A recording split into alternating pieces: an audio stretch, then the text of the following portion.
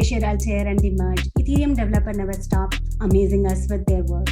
In the midst of all these popular network upgrade, client teams are also working on other improvement proposals which are required for strict security upgrades. Welcome to another episode of PEEPanEIP, an educational video series where we get an introduction to EIP's upcoming upgrades and the basic of Ethereum blockchain. I'm your host Pooja Ranjan, and today we are going to have an overview of EIP-3607, reject transaction from senders with deployed code. I'm joined by our guest Marius, who is one of the co-authors and the developer implementing the proposal in Geth client. With him, we have Andrew, who has implemented this proposal in C++ and working on the Erigon client implementation. And we also have on the call William Schwab, the Ethereum catalyst. Thank you everyone for joining. So the proposal EIP-3607 is a core proposal that was proposed in June this year by Dankred Feast and is in draft status right now. However, this has already been merged in some of the clients and is ready to be moved to final status eventually. This proposal also requires to update the yellow paper and make it a part of formal Ethereum specification. And in this episode, we will have an overview of this one-of-a-kind proposal, its client implementation, and more in a while. Happy to see you again, Marius. Welcome, Andrew. Thank you for having us. Thank you. As for the guests, especially the new faces, we always request to have a kind of quick intro to hear about their journey to Ethereum spaces. So if we can start with a quick introduction, can we start with Andrew? Hello, so my name is Andrew, and I work on the Ethereum team in general, but particularly on the Erigon team. And I joined the Ethereum community in the beginning of 2019, and it was Alexei Ahunov who invited me to the community. So before that, I hadn't worked on blockchain projects. So it's been an interesting journey. Now, of course, I know a little more. Now I know a bit more about blockchain and Ethereum than I did 2 years ago. So I'm happy to be part of the community. Thank you, Andrew. Marius, I know you have already been here, but just a couple of words, and then we can start with the presentation. Yeah, I can say something. Hi, I'm Marius. I joined the Go Ethereum team 1.5 years ago, and been doing core development ever since. And yeah, that's basically it. All right, thank you so much. I always love this section. I don't know, for some reason it makes me feel way closer to know the Ethereum developers community. Anyways, let's get into the proposal. So without further ado, let's peep in. Thank you. I think I'm going to start. Yeah, we're going to talk about 3607 today. A bit about the motivation.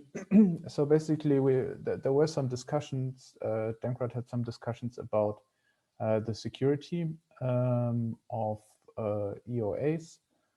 So in Ethereum, we have two types of accounts. We have so-called EOAs, externally owned accounts.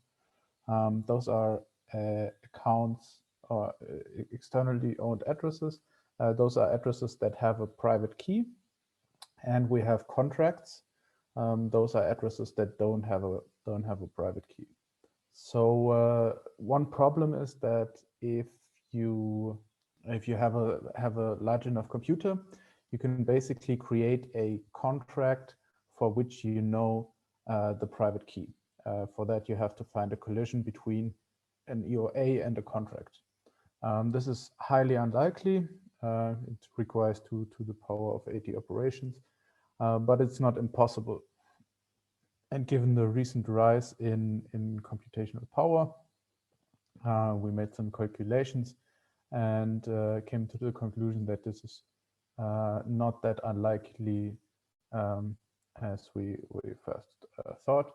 It's, by the way, it's 2 to the power of 80, not 2 to the power of 160 bits of security due to the birthday problem, because you don't require you don't want to find a certain key for or certain key and contract for one address.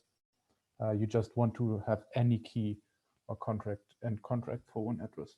And this would allow the attacker to drain a contract. Basically, he would deploy the contract that he already has the secret key for, and then people would join the contract, send their money to, for example, if it's like a Uniswap pool or something like this, and the attacker could just take out all of the funds because he has the private key to the address. And this can be prevented by disallowing transactions to be sent from addresses that also have contract code deployed. And yeah, so that's basically the proposal. This is the implementation in Geth. It's pretty short. It's just 2 lines, basically. We just look up in the database before we send the transaction if the sender of the transaction, so from address, has some code deployed. It's not a big change, and so we kind of decided to make it as a soft fork into the protocol.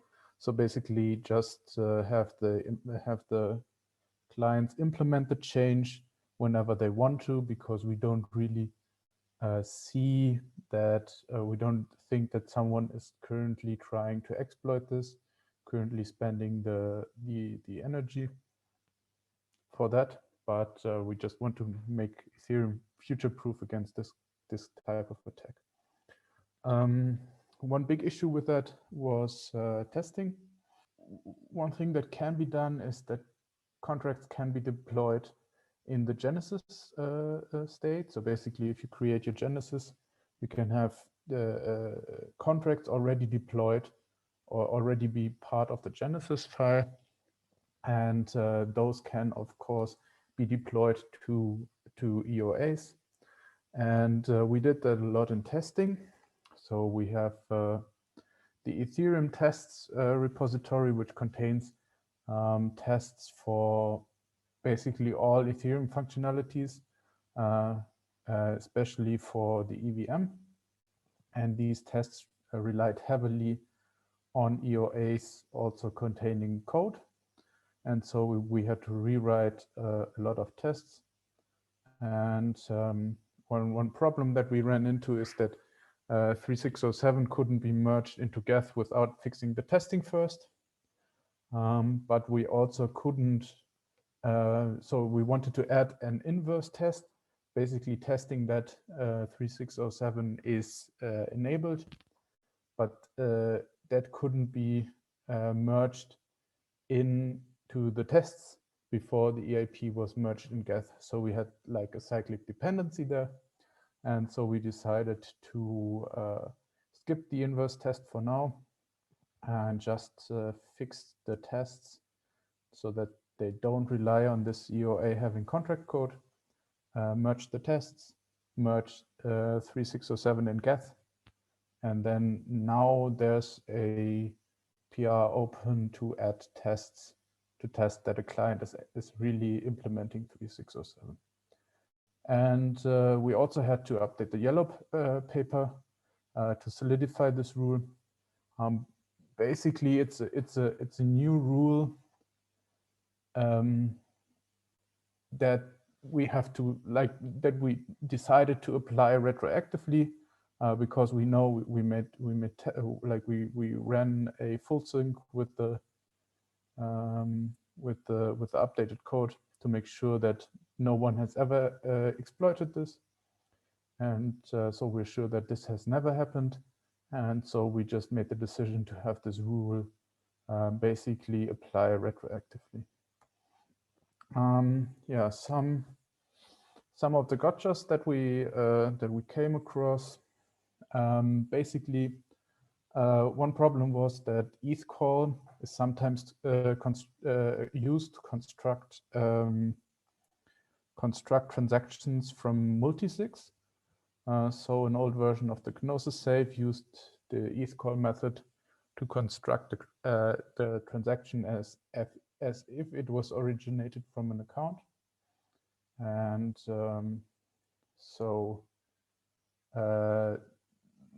that of course failed because now you couldn't have the transaction originate from the account anymore in ETH call. So we made the decision to basically not apply this rule to the RPC calls, ETH call, estimate gas, create access lists, all these RPC calls that that can execute basically fake transactions. And so another gotcha is that we 3607 is implemented on the CodeHash, not the CodesSize.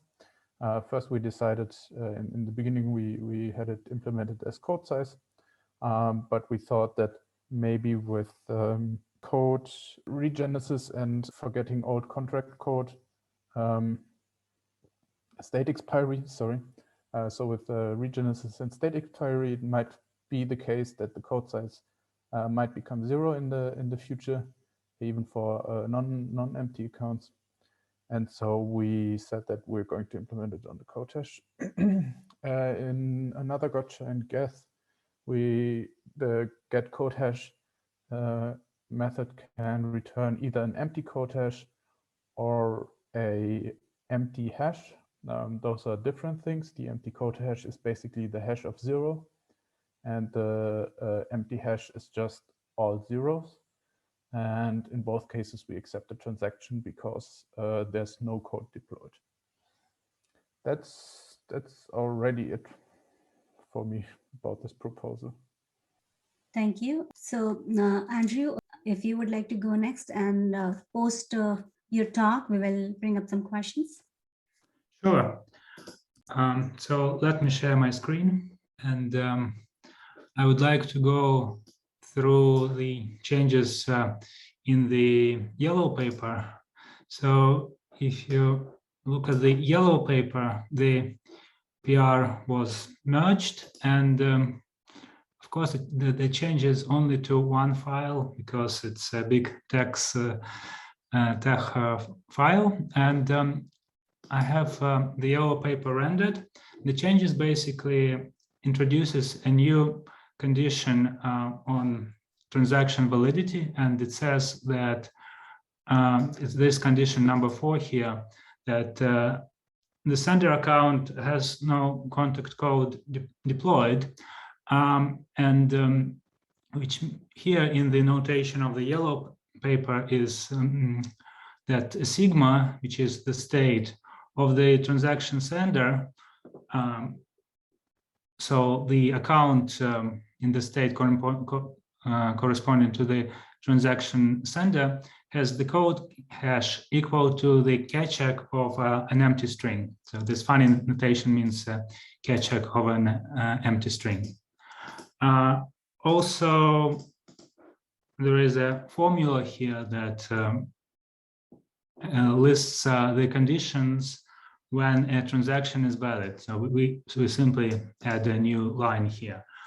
But in reality, the yellow paper is not accurate because it says that for that we should, the first line here means that we should be able to recover the transaction sender, which is fine, but it also says that the sender should exist in the state.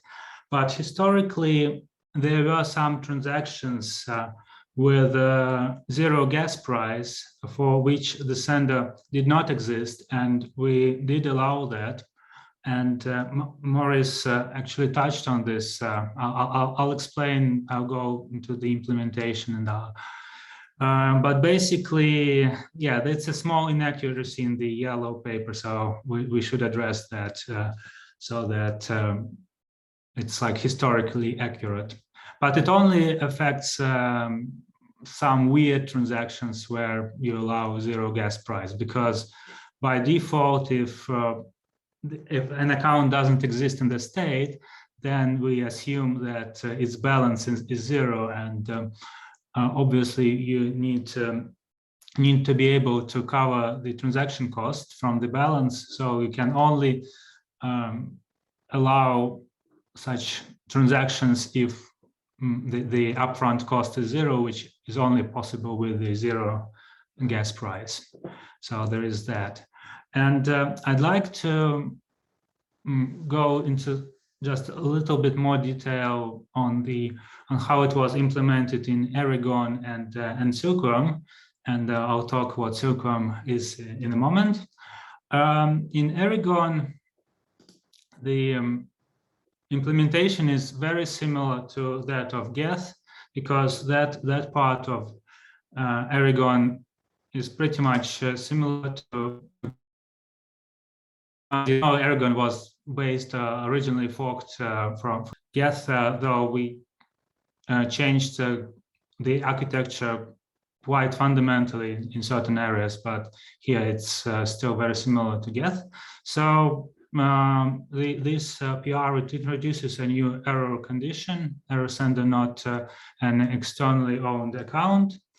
And the check is that it's in this state transition pre-check. So after we check the nonce, that the nonce is what we expect, and that the transaction nonce matches that of the sender,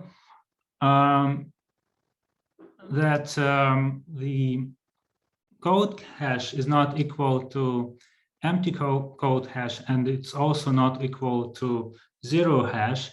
And zero hash actually means that the account doesn't exist. That's what I was talking about, that historically there were some transactions, and we should still allow them so that we are able to sync from Genesis.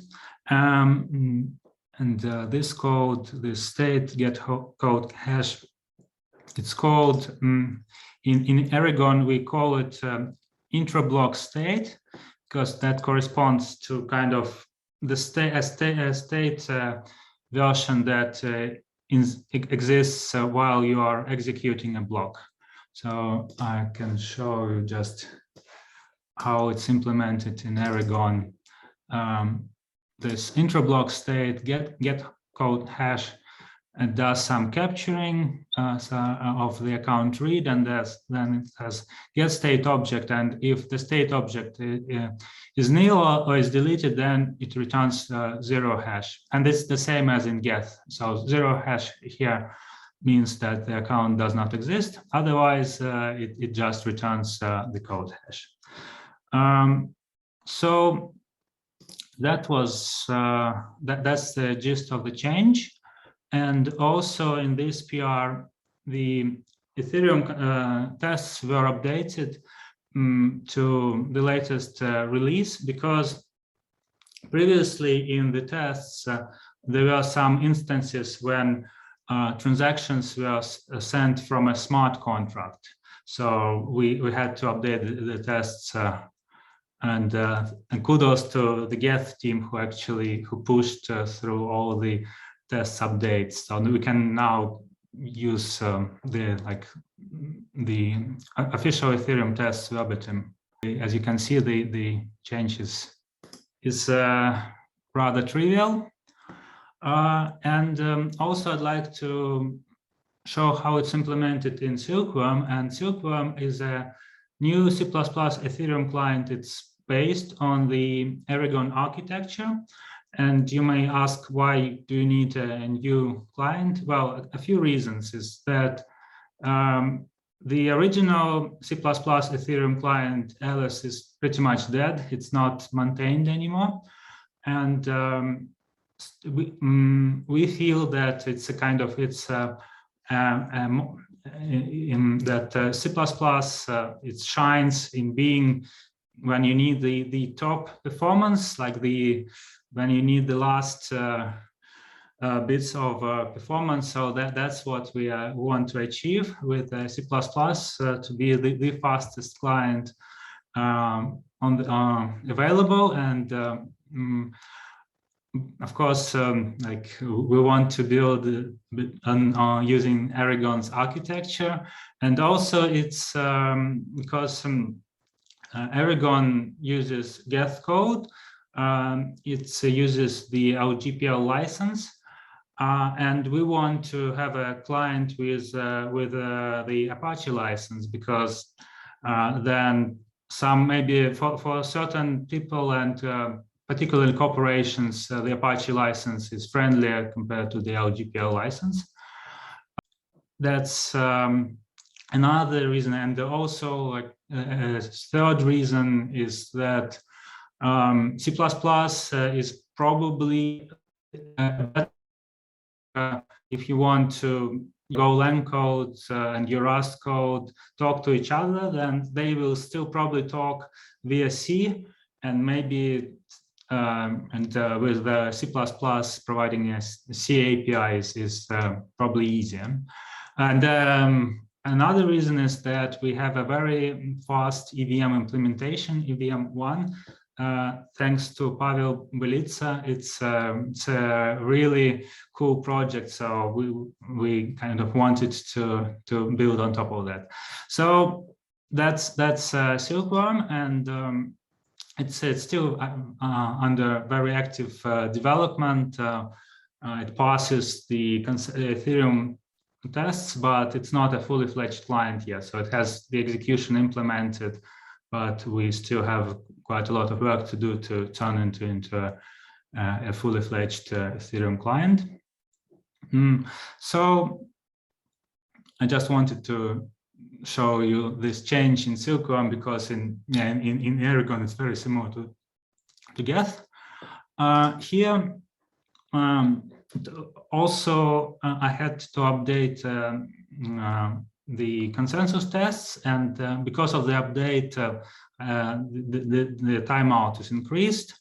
And here in this file, the next file, a new error code is introduced, which should be similar to that to the error code in Geth and Erigon. That is the same, that the new error code that the sender is not an externally owned account. Basically the change is pretty much the same. That state get code hash doesn't equal the empty hash, but I don't check here for 0 hash, because in Silkworm it's this method get code hash, it will return empty hash for missing accounts as well. And also I had to change some tests. So that's a new test for this EIP, for this EIP. So just creates some sender, and it uses this state to set some code on the sender, and then we check that the transaction is not validated. And similar to the consensus tests, I had to change our internal test, because it used to use a smart contract as a sender of a transaction. So that's here, just I changed this unit test, so it's no longer the case. And yeah, that's pretty much it. And the last change is to update the Ethereum consensus tests in Silkworm. Right, so that's all from me. Thank you so much, Andrew. Thanks for the talk and presentation, both of you. It's interesting to learn that we may expect a new execution client soon. I'm calling it execution client at the moment because this is the preferred terminology, but it's basically the Ethereum 1 client. So I believe William Schwab may have some question. Yeah. So first of all, great presentation. Thank you. Just going back to the underlying concept behind the EIP. So the basic attack that it's looking to prevent is someone being able to deploy a contract to an address at which they already control the key, the private key. Is that correct? Or am I missing details there a little bit? Exactly, yes. So So could you're there, trying to find a private key that maps to a contract address. Mhm. I think you made a reference to this earlier, Marius, trying to like basically head off this question, but why isn't there an attack vector in the opposite direction now for someone to try and deterministically create a contract address in order to brick somebody's EOA? For that, Or is there not? that could be, but then you have the higher security, because you're trying to find a specific EOA, and it's not the birthday problem anymore, and you have the security of 2 to the 160 bits. So that takes a really long time to find a hash collision between the contract address and an existing EOA. Because like we can reduce the security from 160 to 80 bits, because you're like you can choose both. You choose the private key, you choose the EOA on one side, and you choose the contract code and the contract hash on the other side. So that's how you end up with like this lesser security. As in you can keep on generating both until you come up with a collision. Yes. But over here, since you're targeting a specific EOA, so then you're stuck just single-sided kind of working on the on a contract until you find one that'll deploy to the right address. Yes. Also, so with regards to the yellow paper, what consensus changes, or this might be, I don't know if this is too vague of a question, but is every consensus change immediately updated in the yellow paper? And if not, kind of how do we decide what and when? I think Andrew can better speak to it, because he probably does more in the yellow paper than I do. But from my point of view, we usually don't send our changes back to the yellow paper. Right. So this is not a hard fork change. So it's kind of a security change to address a security concern that hasn't happened yet, and probably is very unlikely to happen, and it's not a breaking change. And this EIP was discussed on ACD or CodeDev calls, and I think it's got approved. So in terms of the kind of approval, of course, we need an ACD go for that. So that's fine. I think everybody was in favor, yeah. Typically, but were it a hard fork change, then of course the yellow paper, its version has now it hasn't been updated to Berlin and London yet. It's only in Istanbul. I'm kind of working on upgrading it to Berlin. But the thing is, this change was introduced in Geth code and probably in all other execution clients unconditionally. So it doesn't make sense to wait until kind of an upcoming hard fork to update the yellow paper. So you're saying that because it was more of a, since it was a soft fork specifically to call attention to the fact that it was actually that the consensus rules were changing to this. Okay. Yeah. Cool. Thank you. So I have a couple of more questions on that, and I would like to start for a new user, kind of like maybe an ignorant user. For the proposal, my understanding is that EIPs need to prevent a planned attack, right? And we are talking about malicious party attacking it. As an ignorant user, I might want to understand the importance of implementing this proposal in Ethereum client, at least at this point of time. So we have been provided an estimate of the effort and the money that needs to be put in, like somewhere around 10 billion USD in hardware and electricity over a period of 1 year to kind of bring this collision attack in existence. So what possibly would be the motivation for malicious party? I mean, is there any estimate of any economical benefit?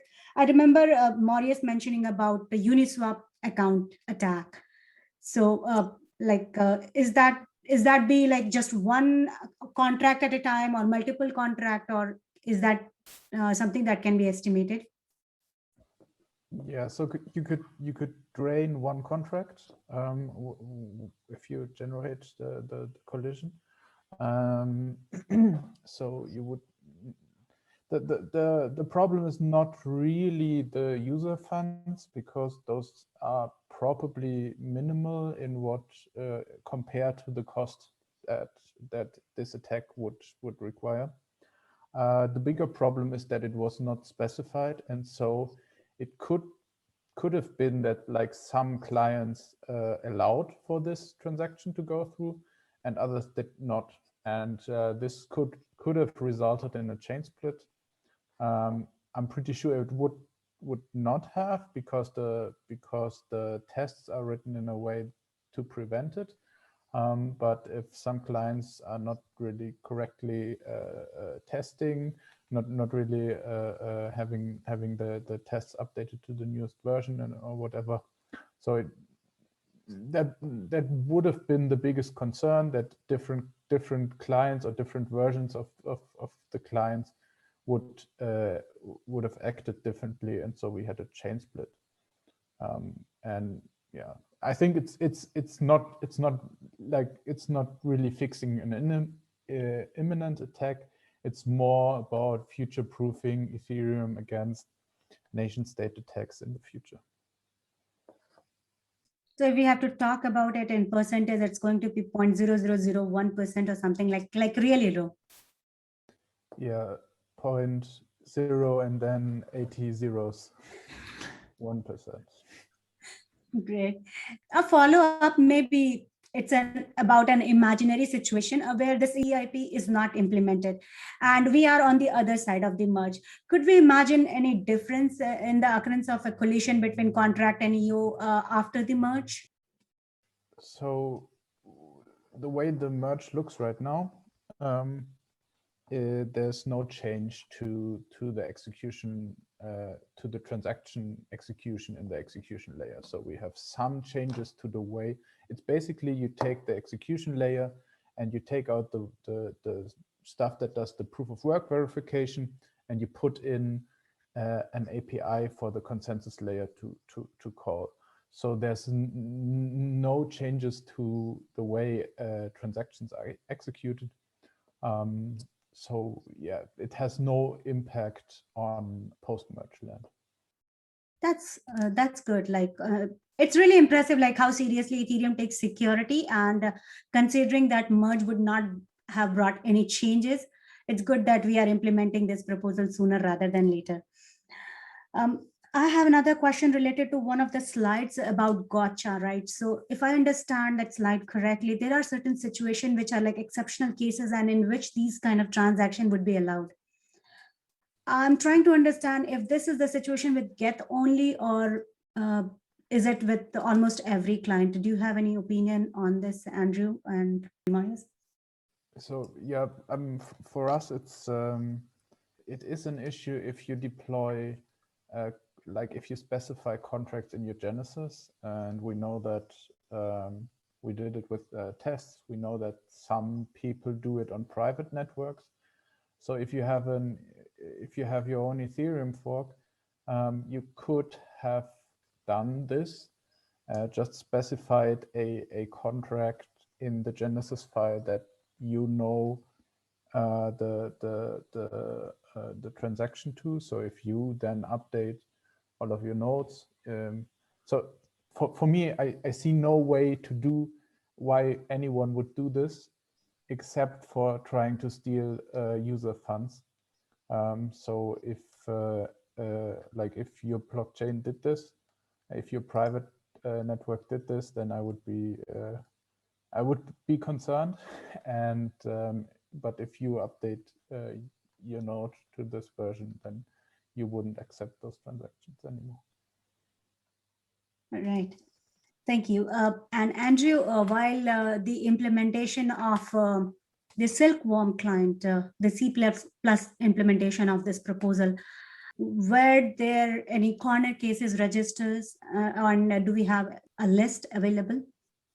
No, there were no corner cases. It's only the, well, I guess two non-trivial points is that some tests used smart contracts as senders, and that had to be rectified. But it's only for tests, and also that actually transactions can be historically can be sent from a non-existing sender, and that's it. But I concur with Marius that it's a safety improvement, and it's probably a bad thing when somebody tries to to do this in Genesis. So it's a potentially a vulnerability, and it's a good thing that we are preventing such potential security issues. Right. Yeah, it's always good to have precaution, better than landing up in the situation and then look for a solution. So yeah, thank you for the great work that you guys do. I have next question on the yellow paper side.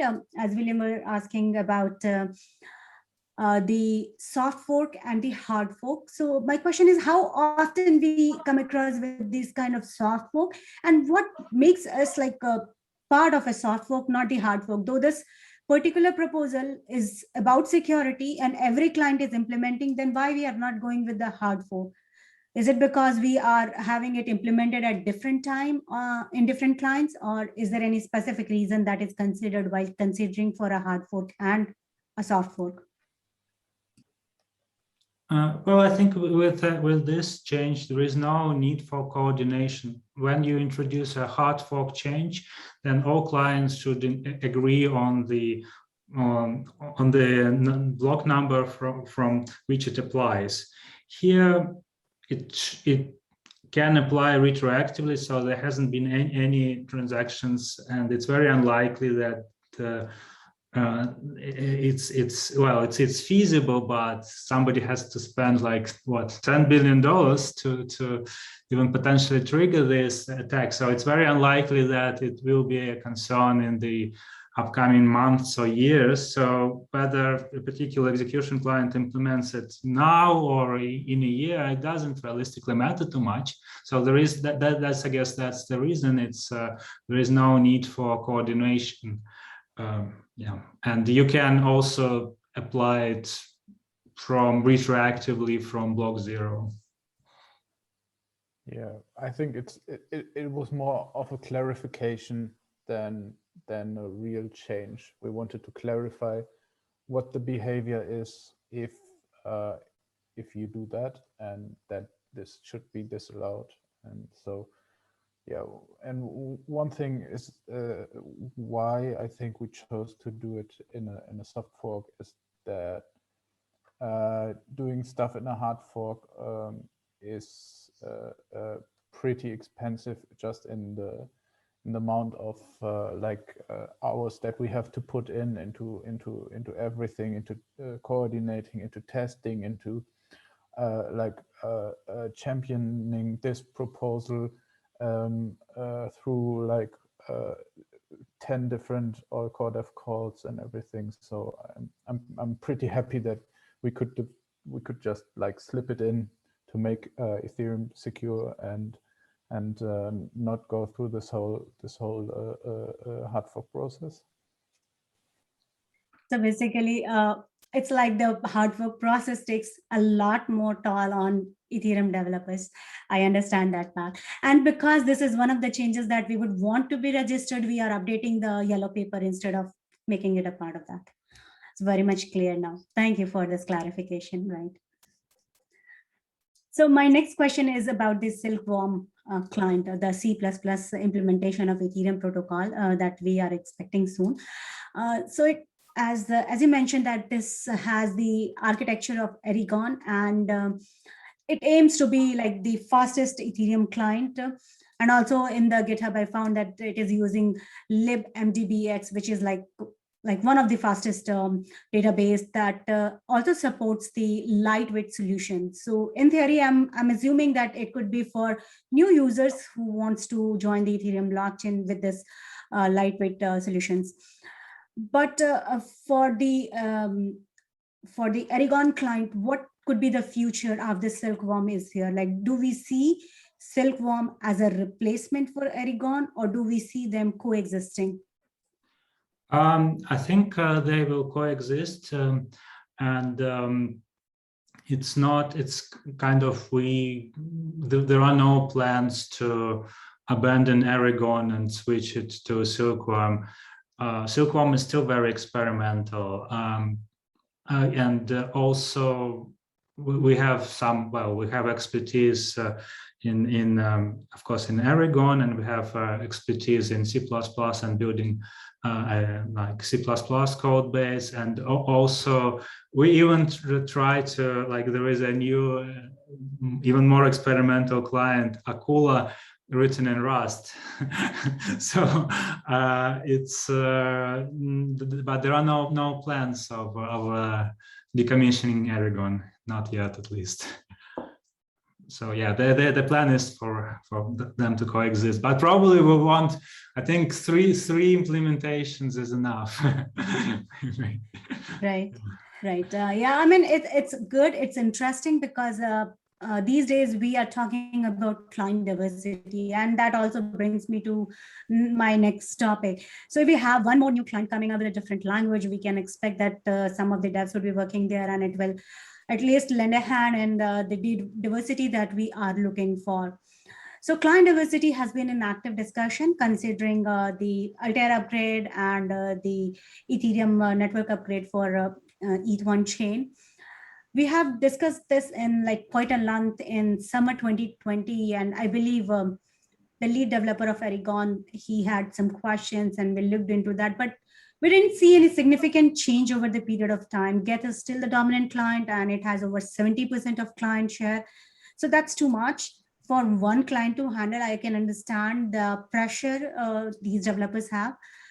I'll be curious to learn about the initiatives that could be done from the Ethereum client team side, especially Geth being the leader, to kind of motivate users to move on to different client. I'm talking about it because of Open Ethereum as well, because Open Ethereum has 25% of share, and we know that it's not going to be supported after December. So is there any client-specific plan that users of Ethereum should know about? Ooh, I can speak to our plans. Of course, we're not in a great spot. We would love to be less than 50%. We would not like to lose our users. We would hope instead that new clients would like bring new users, bring new node runners into the ecosystem, so that the ecosystem itself will grow, and we would just have a smaller share of a bigger pie. Yeah, for us, Open Ethereum going is of course a major problem, because like a lot of infrastructure still depends on some of their stuff. So we're trying to get some of our functionality, like some of the functionality that only Open Ethereum provided in the past, into Geth, so that people can still retain this functionality in a maintained client. And we also hope that other smaller clients are looking into that to just yeah, to take over the share that Open Ethereum currently has.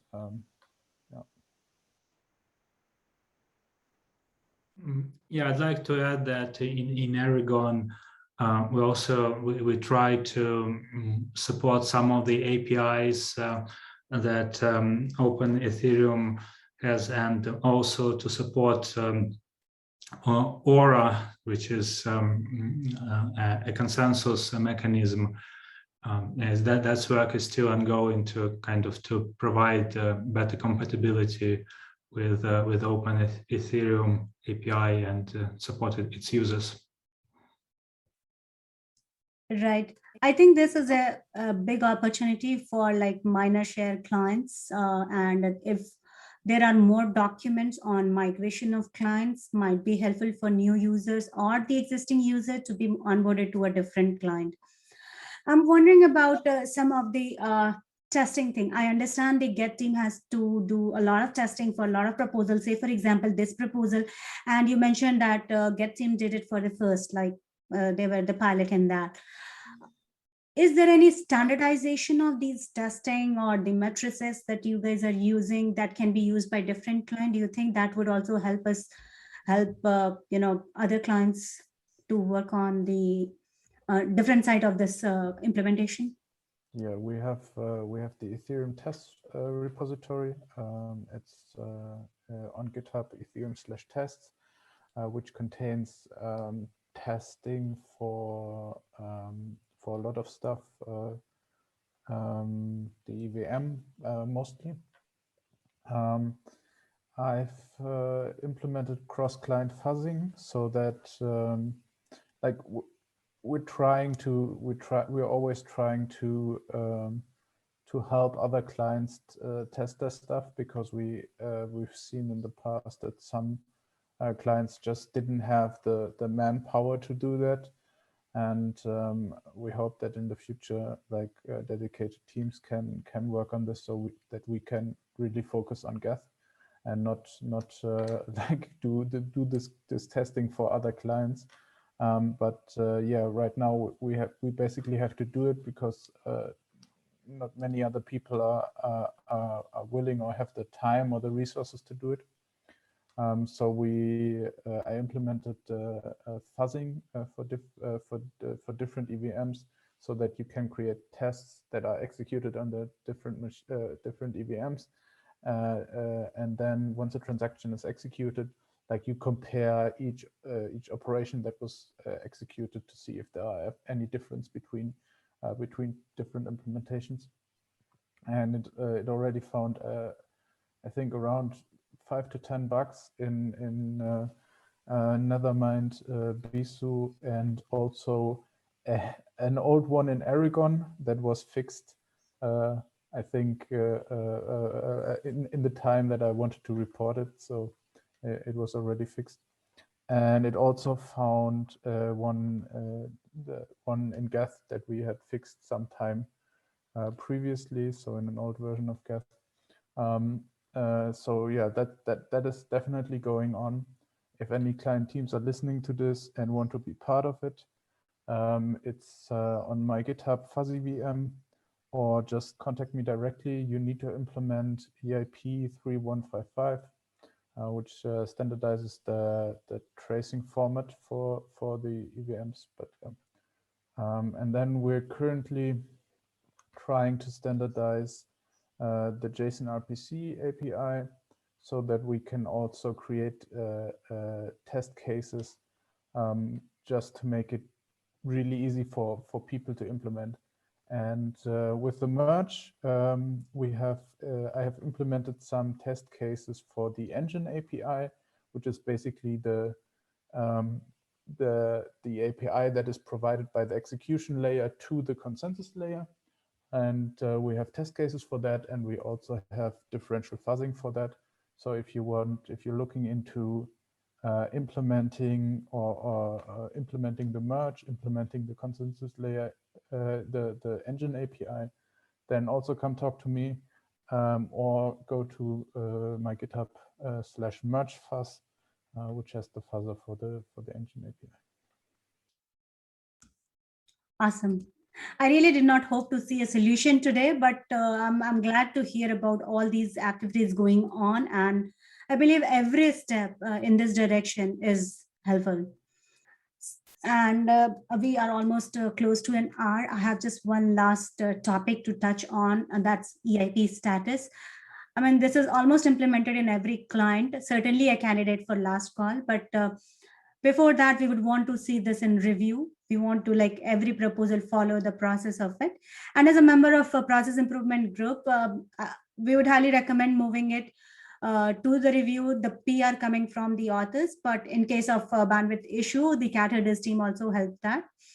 And just as a piece of information, this is like a support provided to every author who are either looking for the next step to do to make their proposal in standard, and for, of course, for this proposal as well. We can create a pull request to change the status, and we would require your approval to get it merged. So feel free to reach out to us. I can also create the PR, but yeah, we'll keep it moving. Right, because we want, like, other than last call, there is no fixed duration that would be stopping this proposal getting into final. But before we get into last call, we have to pass through the review status. So sooner the better.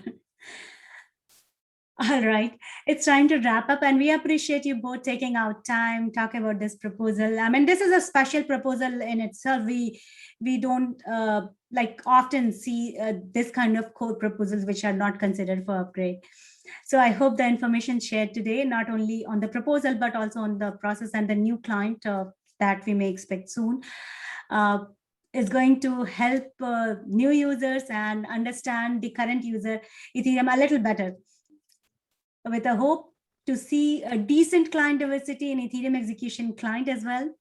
We wish the soon to be production ready Silkworm client all the best. Thank you. Yeah. And on this note, thanks to all our YouTube viewers for watching this episode. If you like this episode, hit the like button and share it with community members. We want this information to be going out, so please do share. You'll find all the related resources and relevant GitHub links in the description, along with the Twitter link for the guests to be followed, and reach out for any questions. If you have questions for this EIP, you can leave as a comment on this video, as well as let us know on ECH Discord. We'll try to relay to the guest. I read every comment and respond to every query. We love hearing feedback from you, so keep them coming. And if you haven't already subscribed to Ethereum CatHeaders YouTube channel yet, please do subscribe for meetings and educational resources coming on Ethereum blockchain. We'll get back with another interesting talk with Ethereum devs. Till then, keep watching, keep sharing your love with Ethereum CatHeaders. See you all. Have a good one.